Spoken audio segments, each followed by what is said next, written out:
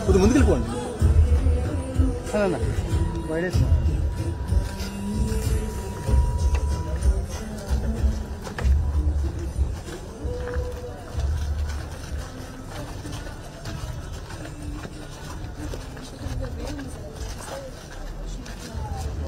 కొంచెం ఇటు వచ్చేయండి అన్న బ్యాక్ సైడ్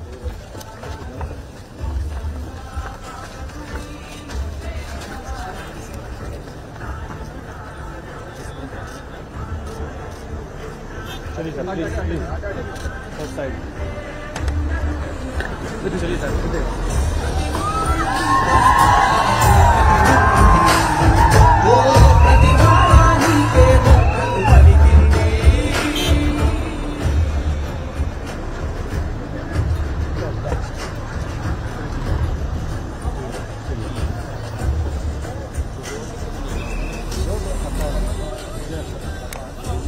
లాస్ట్లో పోతుంది డ్రైవర్ అంతే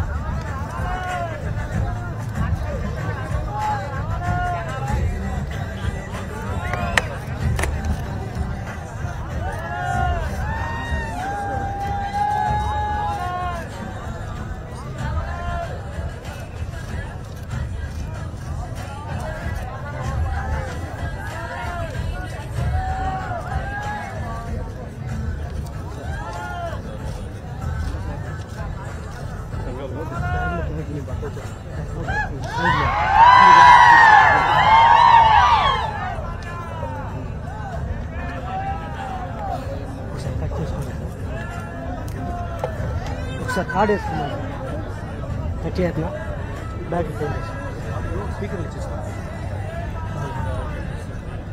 బ్యాటరీ ఒకసారి కార్డ్ వేసుకున్నాను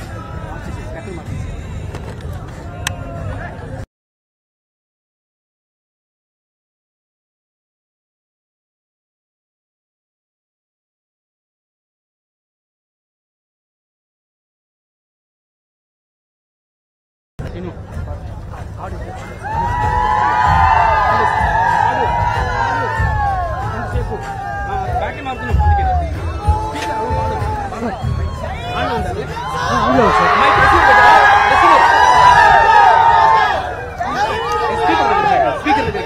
అది ఎక్కువ లాగా దూరం పెట్టుకోండి సార్ నాయిస్ వచ్చేస్తాను. బాగున్నారా?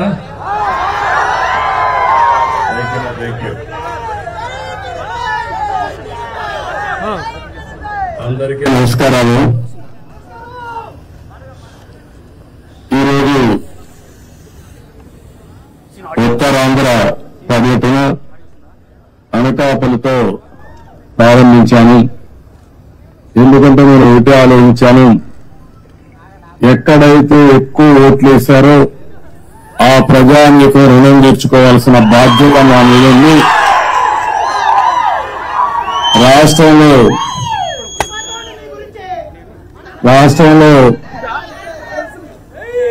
ఎక్కువ ఓట్లు ఉన్న ప్రాంతం ఈ ప్రాంతం ఎక్కువ పడింది. ఈస్ట్ గోదావరి, వెస్ట్ గోదావరి తర్వాత విశాఖపట్నం అయితే 5 లక్షల ఓట్లు పడ్డాయి. ఒక్కొక్క నియోజకవర్గంలో 70-80 వేల ఓట్లు పడ్డాయి. ఇక్కడ కూడా రమేష్ గారిని మీరు ఎంపీగా గెలిపించారు, అనిత గారిని ఎమ్మెల్యేగా గెలిపించారు. మామూలు మెజార్టీ కాదు, కళ్ళు తిరిగే మెజార్టీతో గెలిపించారు. అందుకే నేను కూడా మీ రుణం తీర్చుకోవాలని నేరుగా ఇక్కడికే వచ్చా. నేను ఒకటే మీ అందరికీ విజ్ఞప్తి చేస్తున్నా, భగవంతుడు నాకు ఎంత శక్తి ఇస్తే అంత శక్తి ఉపయోగించి మీ రుణం తెచ్చుకుంటాం.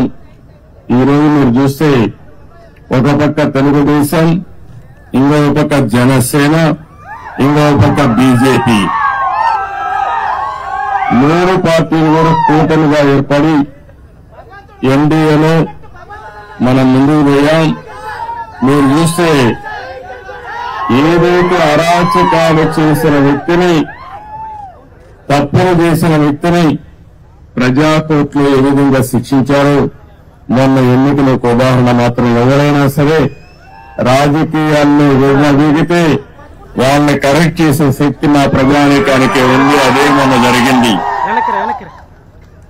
ఈరోజు నేను ఎన్నోసార్లు మేమందరం చెప్పాం, ప్రజలు గెలవాలి, రాష్ట్రం నిలదొక్కోవాలి. ప్రజలు గెలిచారు, గెలిపించారు. రాష్ట్రం నిలదొక్కోవడానికి మా బాధ్యత మేము చేస్తాం. మీరు కూడా పూర్తిగా సహకరించమని ప్రజలందరినీ కోరుకుంటున్నా. ఇటీవల 3 వాస్తవ పత్రాల్ని, ఏవైతే వైట్ పేపర్లు 3 పబ్లిసైజ్ చేశాను నేను, అందులో పోలవరం కూడా ఉంటుంది. ఈరోజు నేరుగా పోలవరం కెనాల్ కోసం వచ్చాను. ఉత్తరాంధ్ర సుజల స్రవంతి, ఈ ఉత్తరాంధ్ర సుజల స్రవంతి పూర్తి చేస్తే అనకాపల్లి జిల్లా గాని ఈ ప్రాంతం అంతా కూడా బ్రహ్మాండంగా అభివృద్ధి అయ్యే పరిస్థితి వస్తుంది.